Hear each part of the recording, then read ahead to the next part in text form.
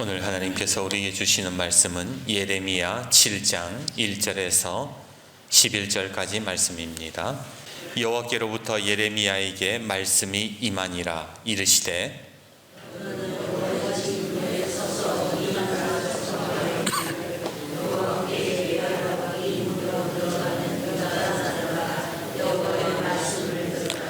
만군의 여호와 이스라엘의 하나님께서 이와 같이 말씀하시되 너희 길과 행위를 바르게 하라. 그리하면 내가 너희로 이곳에 살게 하리라.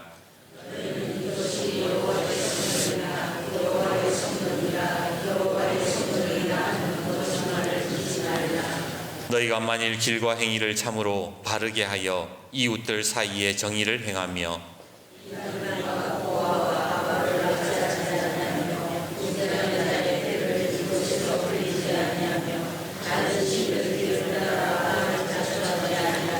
내가 너희를 이곳에 살게 하리니 곧 너희 조상에게 영원 무궁토록 준 땅이니라.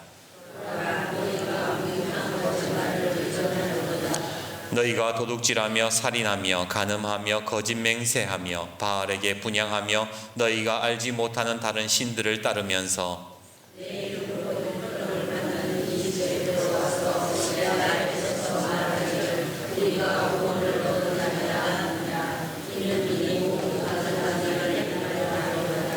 같이요. 내 이름으로 일컬음을 받는 이 집이 너희 눈에는 도둑의 소굴로 보이느냐? 보라, 나 곧 내가 그것을 보았노라. 여호와의 말씀이니라. 이제 붕어빵을 시작했습니다.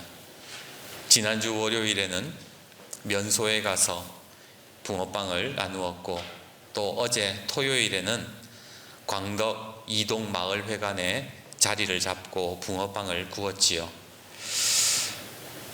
그리고 이 전도 나중에 여러분들에게 나누어 드리겠지만 전도 파스도 붕어빵도 드리고 전도 파스도 나누어 드립니다. 근데 이 나누어 드리는데 얼마나 좋아하시는지 이거 참 잘했다라는 생각이 들더라고요. 그런데요, 제가 붕어빵을 나누어 드리는데 놀라운 사실 하나를 발견했습니다. 제가 문제를 하나 낼게요. 한번 맞춰보세요. 이 추운데 여기까지 와서 붕어빵을 구워주니 너무 고맙습니다를 세자로 줄이면 어떻게 되는지 아세요?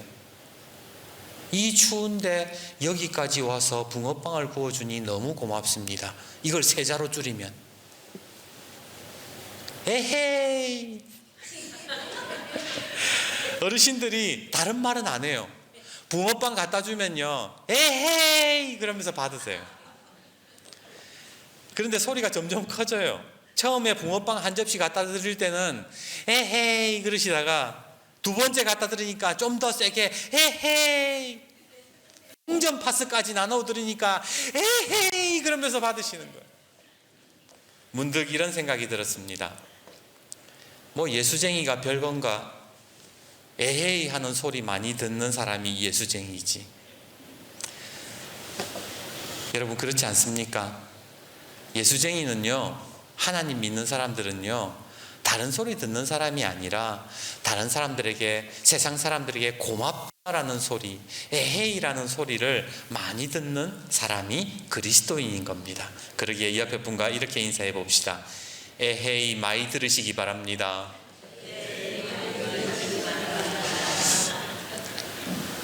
어제 붕어빵을 나눠드리는데 또 이야기 하나가 생각이 났습니다. 미국의 평신도 사역자 마이클 코넬리가 쓴 뒤엉킨 영성이라는 책에 보면 이런 이야기가 있어요. 세계 2차 대전 중에 프랑스 어느 시골 마을에 전투가 벌어졌습니다.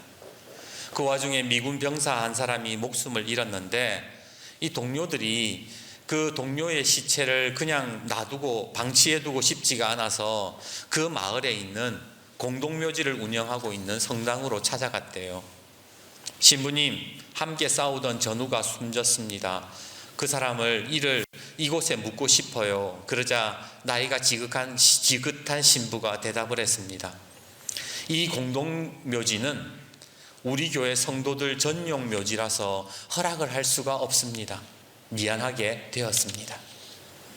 묘자리 주인이 따로 있다라는 거예요. 그런데 어떡하겠어요? 하는 수 없이 발걸음을 돌리려는데 신부가 그들을 다시 불러 세우고는 이렇게 말을 합니다. 묘지 안에는 안장을 할 수 없지만 여기 묘지 밖에, 울타리 밖에는 밖에 묻는 것은 괜찮습니다.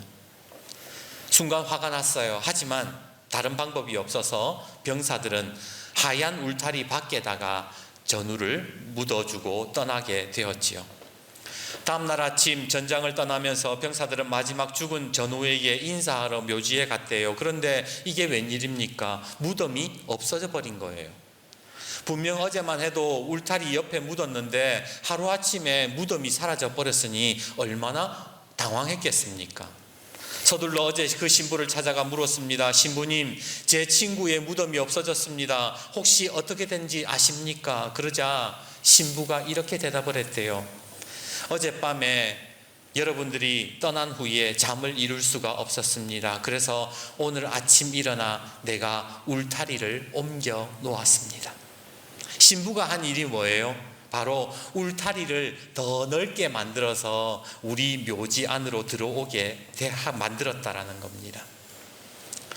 예수님 당시에 바리새인과 율법사들, 서기관들이 한 일이 무엇입니까?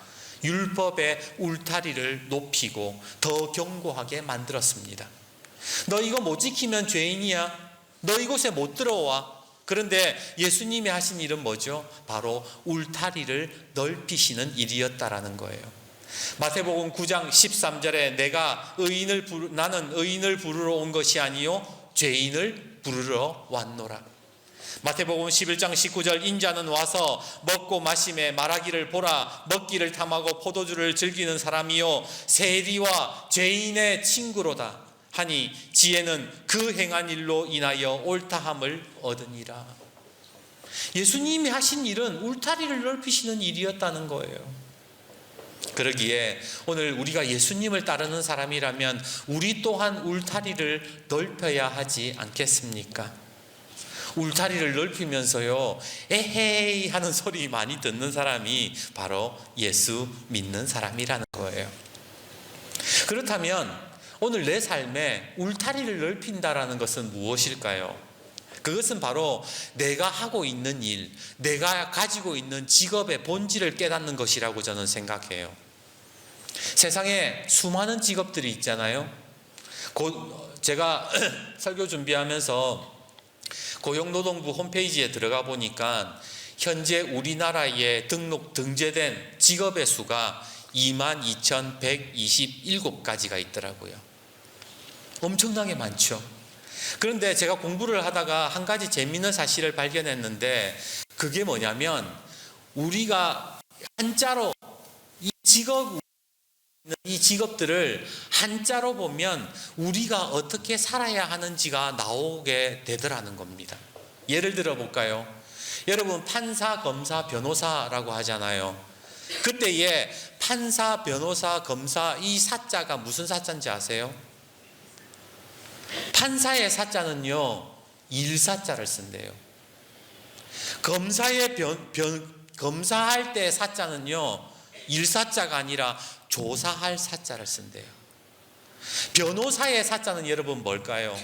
선비 사자를 쓴다라는 거죠. 재밌지 않습니까? 다 사자로 끝나는데 사실상 다른 글자로 끝나다라는 겁니다. 이게 무엇을 의미하는가? 바로 판사는요 일을 잘 판단해야 된다라는 거예요. 검사는 조사 사자를 써서 조사를 잘해야 된다는 거예요. 그리고 변호사는 권력 앞에서도 선비처럼 뜻을 굽히지 않고 꿋꿋하게 변호를 해야 된다. 그래서 선비 사자를 쓴다라는 겁니다. 여러분 농부할 때의 부자는 무슨 부자 쓰는지 아세요? 지아비 부자를 써요. 농자의 지아비 부자. 즉 농사를 지을 때에 한 가정의 지아비처럼 책임감을 가지고 농사를 해야 된다. 그런 의미라는 거예요. 요양보호사의 사자는요 맡을 사자를 써요. 일사자가 아니에요. 즉 보호하는 일을 맡은 사람, 그 사람이 요양보호사라는 거예요. 그러면 여러분 목사의 사자는 무슨 사자인지 아세요? 스승사자를 쓴대요. 칠목의 스승사자, 양을 치듯이 성도들을 잘 보살피고 가르치는 게 목사래요. 그런데 제가 스승이라는 말은 그러면 한자인가 이래가지고 찾아보니까요, 스승이라는 말은 순우리말이에요. 그래서 국어사전을 봤거든요. 그러니까 스승의 정의가 어떻게 돼 있냐면 가르치는 사람이 아니에요. 국어사전을 보니까 스승이란 자기를 가르쳐 인도하는 사람이라고 돼 있더라고요. 좀 이상하지 않습니까? 남을 가르치는 사람이 스승이라고 저는 생각했는데, 알고 있었는데, 남이 아니라 자기를 가르쳐서 다른 사람을 인도하는 사람이 스승이더라고요. 제가 순간 망치로 한 대 얻어맞은 것 같았습니다. 여태까지는 성경 잘 가르치는 게 목사라고 생각했는데 자기부터 가르쳐야 된다라는 거예요. 직업의 본질, 스승이라는 이 직업의 본질은요, 자기부터 가르치고 남을 인도하는 게 스승이라는 거예요. 학교 선생님도 마찬가지잖아요.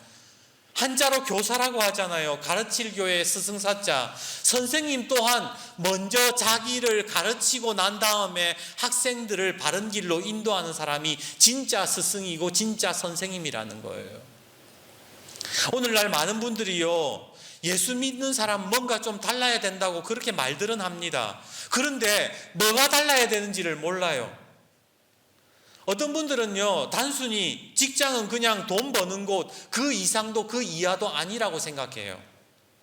나름 믿음 좋다고 말하는 분들의 이야기를 들어보면요, 믿음 좋다 그러면 뭐예요?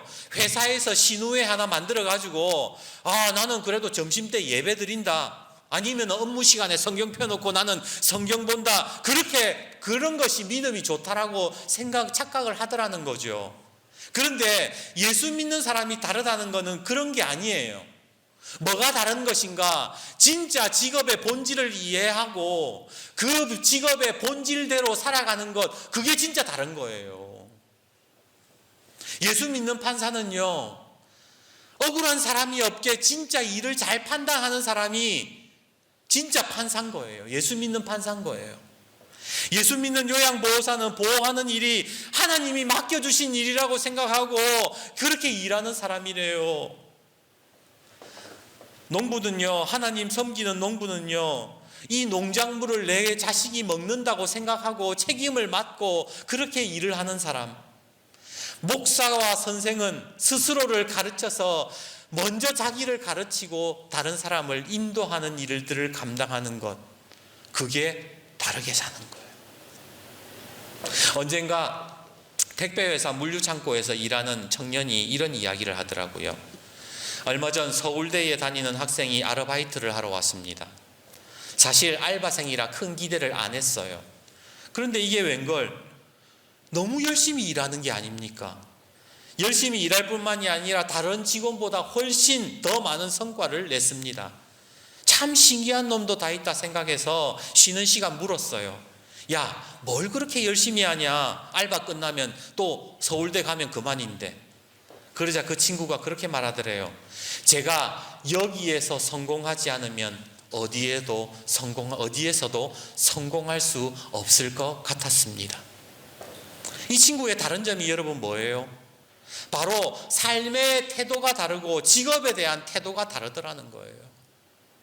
예수 믿는 사람들은요, 뭔가 태도가 달라야 되는 거예요. 내가 다른 사람, 세상 사람들과 믿지 않는 사람들과 다른 점은 신우회 만들고 업무 시간에 성경 읽는 게 아니라 이 직업에 대한 태도가 다르고 내가 살아가는 삶의 태도가 다른 게 예수 믿는 사람이라고요. 오늘 본문 말씀은요, 예레미야가 선지자 활동을 하던 시기를 배경으로 하고 있습니다.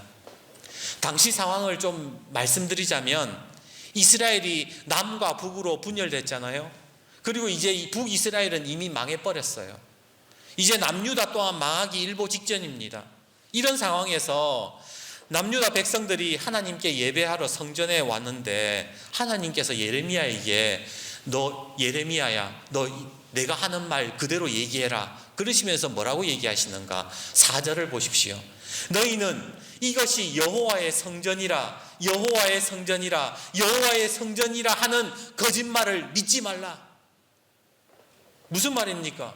하나님이요, 지금 예배당에 성전에 예배 드리러 온 사람들에게 이곳이 하나님의 성전이라고 말하는 사람들은 다 거짓말이라고 얘기한다는 거예요. 쉽게 말해서 여러분들이 지금 주일 아침에 예배를 드리러 왔는데 하나님께서 뭐라고 얘기하시느냐? 이곳은 교회가 아니다! 그러셨다는 거예요.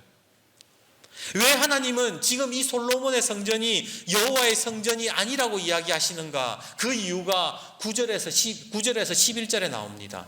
9절에서 11절을 보십시오. 너희가 도둑질하며 살인하며 간음하며 거짓 맹세하며 바알에게 분향하며 너희가 알지 못하는 다른 신들을 따르면서 내 이름으로 일컬음을 받는 이 집에 들어와서 내 앞에 서서 말하기를 너 우리가 구원을 얻었나이다 하느냐? 이는 이 모든 가증한 일을 행하려 함이로다. 내 이름으로 일컬음을 받는 이 집이 너희 눈에는 도둑의 소굴로 보이느냐? 보라, 나 곧 내가 그것을 보았노라. 여호와의 말씀이니라. 하나님이 지금 얘기하시는 게 뭐냐면 너희들이 지금 예배를 드리러 온 너희들의 태도가 글러먹었다는 거예요. 니들이 나에게 예배 드리겠다고 오기는 했지만 한 주간의 삶이 도둑질하는 삶이었고 간음하고 살인하고 거짓 맹세하고 우상 숭배하는 삶이었는데 어떻게 네가 이곳에서 하나님의 성전이라고 말을 할 수 있느냐? 내가 그런 예배를 어떻게 받을 수 있느냐? 하나님이 물으셨던 거예요. 오늘 우리도 마찬가지 아닙니까? 일주일을 살면서 내 직업에 대한 태도가 바르지 못하고 온통 악한 생각을 하고 못된 행실로 살았는데 하나님이 어떻게 영광 받으시겠습니까? 그래서 오늘 3절에 주님이 이렇게 말씀하세요. 3절을 보십시오. 만군의 여호와 이스라엘 하나님께서 이같이 말씀하시되 너희 길과 행위를 바르게 하라. 그리하면 내가 너희로 이곳에 살게 하리라. 태도를 똑바로 하라는 거예요. 똑바로 살아라는 거예요. 그리고 5절과 7절을 보세요. 너희가 만일 길과 행위를 참으로 바르게 하여 이웃들 사이에 정의를 행하며 이방인과 고아와 과부를 압제하지 아니하며 무죄한 자의 피를 이곳에서 흘리지 아니하며 다른 신들의 뒤를 따라 화를 자초하지 아니하면 내가 너희를 이곳에 살게 하리니 곧 너희 조상에게 영원 무궁토록 준 땅이니라. 너희가 일주일간 삶을 살 때에 하나님 믿는 판사는 억울한 사람이 없게 해야 되고 예수 믿는 요양보호사는 보호하는 일이 하나님이 맡겨주신 일이라고 받아들이면서 살아야 되고 농부는 책임감을 가지고 지아비처럼 농사 지어야 되고 목사는 스스로를 가르치면서 성도들을 인도하는 그런 사람, 그 사람이 진짜 올바른 하나님이 기뻐하시는 그러기에 오늘 우리가 달라져야 되는 거는요, 바로 직업에 대한 태도, 삶에 대한 태도, 신앙에 대한 태도가 달라져야 되는 겁니다. 그래서 시편 15편에 다윗은 뭐라고 노래를 하는가? 여호와여, 주의 장막에 머무를 자 누구 오며 주의 성산에 사는 자 누구 오니이까? 정직하게 행하며 공의를 실천하며 그의 마음에 진실을 말하며 그의 혀로 남을 허물하지 아니하고 그의 이웃에게 악을 행하지 아니하며 그의 이웃을 비방하지 아니하며 그의 눈은 망령된 자를 멸시하며 여호와를 두려워하는 자를 존대하며 그 마음에 서운한 것은 해로울지라도 변하지 아니하며 이자를 받으려고 돈을 꾸지 아니하며 뇌물을 받고 무죄한 자를 해하지 아니하며. 모두가 다 뭐예요? 하나님의 성전에 사는 사람들이 어떤 태도를 가지고 있는가, 어떤 태도로 살아가는가, 그것을 다윗은 이야기하고 있더라는 겁니다. 그러기에 예배자는요, 예배에 참석하는 사람이 예배자가 아니라 삶의 태도가 온전한 사람, 그 사람이 예배자인 겁니다. 오늘 본문의 상황을 보면 유다가 나라가 망하기 직전이에요. 풍전등화와 같은 상황입니다. 경제가 무너지고 삶의 터전이 흔들리고 내일 일을 장담하지 못하는 그런 불안한 상황입니다. 그러다 보니까 다 뭐예요? 내 코가 석자예요. 남들 다 나쁜 일하고 남들 다 불의한 일 하는데 나도 그렇게 해야 살 수 있을 것 같아요. 그런데 그런 사람들이 성전에 와서 예배드리니까 하나님이 뭐라 그래요? 이곳은 하나님의 성전이 아니다라고 얘기를 하셨다는 겁니다. 그러기에 오늘 예수 믿는 사람들은요, 남들하고 똑같이 사는 사람이 아니라 내 삶의 태도, 내 신앙의 태도를 바르게 하는 사람인 겁니다. 이제 말씀을 맺습니다. 제가 요즘 경제 공부를 하고 있는데요, 그 강사가, 경제를 가르치는 강사가 이런 말을 하더라고요. 여러분, 부자와 가난한 사람의 차이가 뭔지 아십니까? 부자는 돈을 좋아하고 가난한 사람은 돈을 싫어합니다. 그러니까 한 사람이 물어요. 아니, 세상에 돈 싫어하는 사람이 어디 있어요? 부자는 돈을 좋아하고 가난한 사람은 돈을 싫어한다는 게 그게 말이 됩니까? 그러자 강사가 이렇게 이야기를 하더라고요. 여러분이 누군가를 좋아하면 그 사람하고 같이 있고 싶지요? 오래 있고 싶어 합니다. 부자들은요, 돈을 좋아해서 돈을 오래 데리고 있고 싶어 해요. 하지만 가난한 사람들은 돈이 생길 때마다 쓰기를 좋아합니다. 딴 데로 보내버리려고 그래요. 돈을 데리고 있으려고 하지 않고 빨리 다른 데로 보내려고 한다는 거예요. 그게 돈을 싫어하는 게 아니고 뭡니까? 강사가 지금 이야기하는 게 뭐예요, 여러분? 돈에 대한 태도를 이야기하는 거예요. 부자나 가난한 사람들이나 모두 다 돈을 좋아하기는 합니다. 하지만 부자는 돈을 모으려는 태도를 가지고 있고, 가난한 사람은 돈을 써버리는 태도를 가지고 있더라는 거예요. 이것은 신앙도 마찬가지입니다. 교회를 다니면서 나 하나님 사랑한다, 예수님 사랑한다, 하나님 잘 믿고 싶다, 말은 다 그렇게 하지요. 그런데 진짜 신앙의 태도는 뭐냐고요? 말들은 다 좋아한다 하고 하지만 내 신앙의 태도가 어떻냐는 겁니다. 저는 오늘 설교 제목을요, Attitude makes man이라고 지었습니다. 태도가 사람을 만든다라는 뜻이에요. 킹스맨이라는 영화의 명대사 중에 하나인데, 오늘 여러분들은 어떠세요? 여러분들의 신앙의 태도는 어떠세요? 그리고 여러분이 하고 있는 일, 그 직업에 대한 태도는 어떻습니까? 제가 말씀을 묵상하면서 소원이라는 복음송을 불렀어요. 그 가사가 이렇습니다. 한번 들어보십시오. 삶의 작은 일에도 그 마음 알기 원하네. 하나님 마음 알기 원한다는 거예요. 삶의 작은 일에도 그 마음을 알기 원하네. 그 좁은 길로 가기 원해. 나의 작음을 알고 그분의 크심을 알며 소망, 그 깊은 길로 가기를 원하네. 저 높이 솟은 산이 되기보다 여기 오름직한 동산이 되길, 내 가는 길만 비추기보다 누군가의 길을 비춰준다면 내가 노래하듯이 또 내가 얘기하듯이 살기를 난 그렇게 죽기 원하네. 삶의 한 절이라도 그분을 담기 원하네. 사랑, 그 높은 길로 가기 원하네. 저는 오늘 말씀에 의지해서 저는 목사의 태도를 좀 바로잡으려고 노력을 하겠습니다.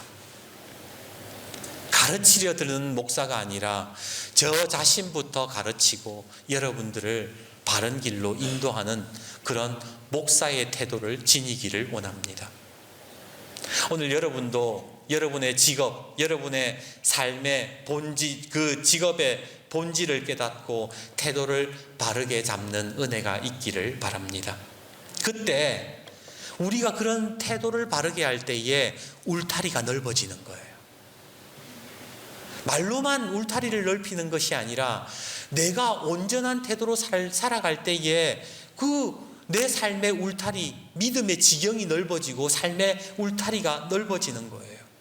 그리고 내가 그렇게 바르게 살 때에 세상 사람들이 나를 향해서 뭐라 그런지 아세요? 에헤이. 그러기에 다시 옷매무새를 가다듬고 우리의 삶의 태도를 바르게 해서 하나님이 기뻐하시는 예배자들로 세워지는 은혜가 있기를 주님의 이름으로 축복합니다.